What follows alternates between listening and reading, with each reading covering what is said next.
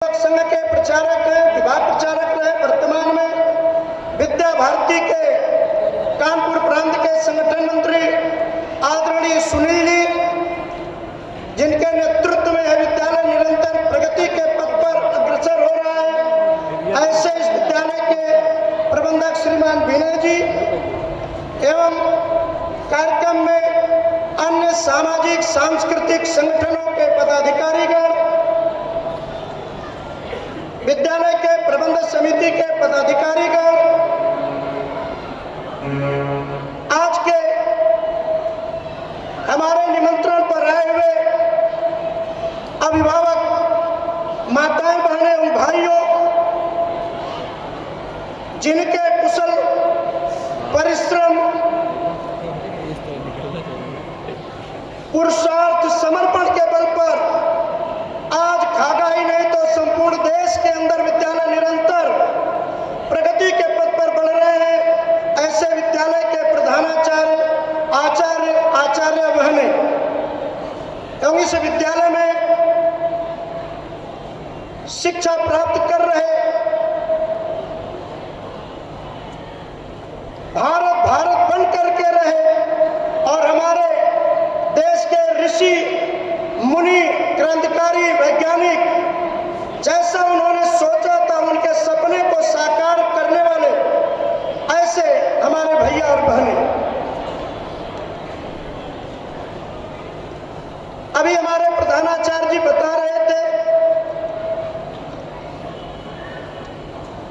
इस विद्यालय के बारे में, तो निश्चित रूप से हमारे देश के बारे में जब हम अध्ययन करते हैं, सोचते हैं,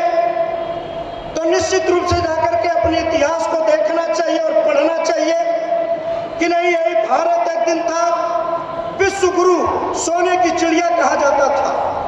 हमारे यहाँ ज्ञान, विज्ञान, कला, आध्यात्म पूरी दुनिया के लोग सीखने आते थे। पूरी दुनिया को दिशा देने वाला एक विश्व का मात्र ऐसा भारत देश था। सारी वैभव, संपन्नता, तभी हमको विश्व गुरु की उपाधि मिली थी। संपन्नता के आधार पर ही हमको सोने की चिड़िया कहा जाता था। लेकिन बीच के कालखंडों में कहीं न कहीं हमारी मत भिन्नता, हमारे बिखराव के कारण हमारे ऊपर लोगों ने शासन किया, हमारी संस्कृति को, हमारी परंपरा को नष्ट करने का प्रयास किया। लेकिन हम कहते हैं कि भारत एक ऐसा देश है कि पूरी दुनिया के अंदर सभी देशों के अपने नाम है, लेकिन पूरी दुनिया के अंदर किसी देश को मां का दर्जा केवल भारत को है। कभी आपने नहीं सुना होगा अमेरिका माता, जापान माता, इंग्लैंड माता, पूरी दुनिया के अंदर किसी देश को मां का दर्जा केवल भारत कोई है जिसको भारत माता कहते हैं। यह भारत माता समय समय पर ऐसे रत्नों को पैदा करती रहती है कि यह भारत बन करके रहे। उसी में जब हमारे देश के अंदर इस प्रकार के कालखंड में हमारी संस्कृति को नष्ट करने का प्रयास किया गया, ऐसे में ही हमारी शिक्षा को भी नष्ट करने का प्रयास किया गया। तो हमारे देश में अनेक लोगों ने इस भारत के उत्थान के लिए काम किया, चाहे महर्षि अरविंद हो, आईसीएस की परीक्षा उत्तीर्ण करके एक क्रांतिकारी लेखक बन करके, साधक के रूप में दाढ़ी रख करके, साधना करके इस भारत के उत्थान के लिए काम किया। चाहे सुभाष चंद्र बोस हो,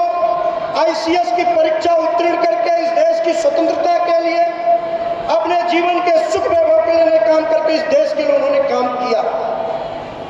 चाहे स्वामी विवेकानंद हो,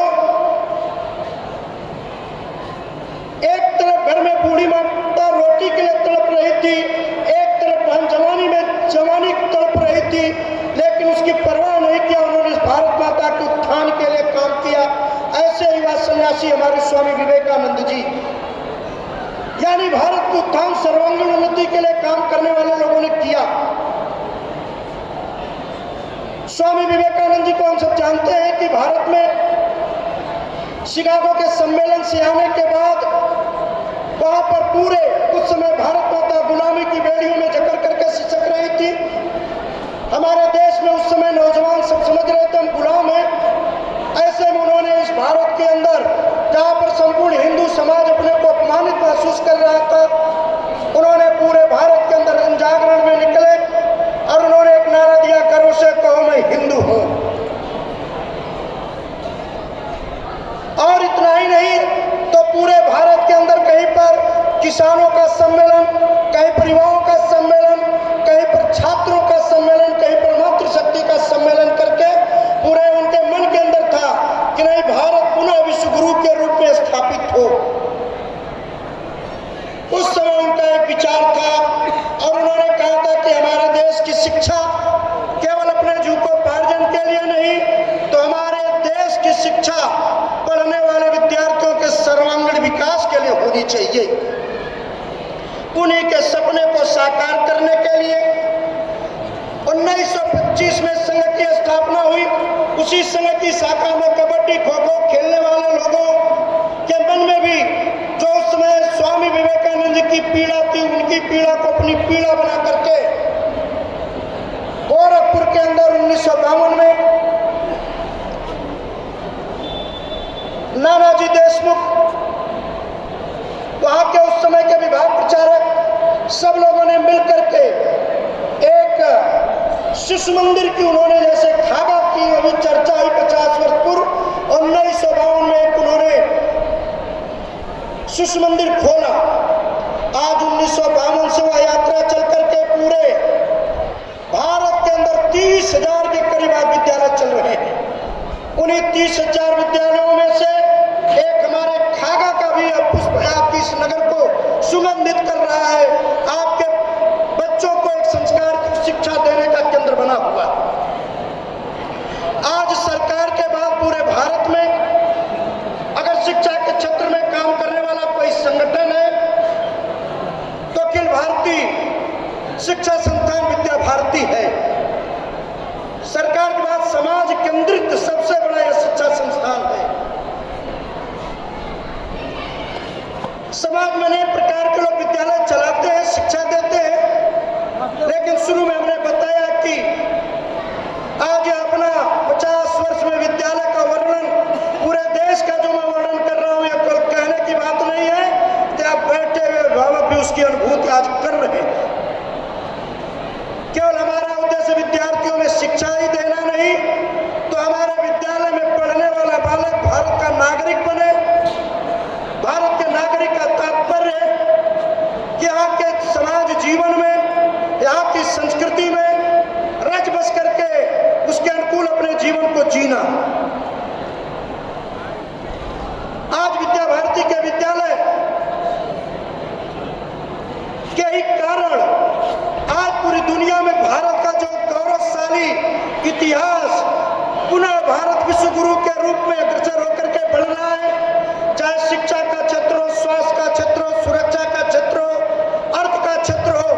पूरी दुनिया के अंदर आज अपना भारत कर्तृत्व और व्यक्तित्व से अल्लोहा मनवा रहा है। एक समय था हमारे देश के प्रधानमंत्री विश्व की यात्रा पर जाते थे तो विश्व के देश उनके वीजा देने के लिए मना करते थे कि यहाँ के प्रधानमंत्री आ रहे हैं तो लगता है भी का कटोरा कर्ज लेने के लिए आ रहे हैं। लेकिन आज यही भारत की स्थिति बदली हुई है कि आज हमारे देश के प्रधानमंत्री जा रहे हैं तो दुनिया का कोई देश,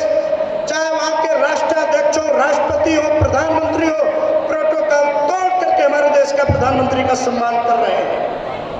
आज अगर यह सब गौरवशाली इतिहास, आज यह गौरवशाली क्षण हमको देखने को मिल रहा है, जिसमें बहुत बड़ा योगदान हमारे विद्या भारती के इन शिशु मंदिर विद्या मंदिर में पढ़ने वाले विद्यार्थियों का है। क्यों कि आज यहाँ पढ़ा हुआ विद्यार्थी समाज जीवन के किसी आज वहां पर जाकर के केवल अपने परिवार के और अपने धन कमाने के लिए नहीं, तो आज यहाँ के संस्कारों को लेकर के, यहाँ के विचारधारा के केंद्रित, समाज केंद्रित संस्कृति के संरक्षण के लिए काम कर रहा है। आज कभी कभी किसी विद्यालय की तुलना और निंदा हम लोग नहीं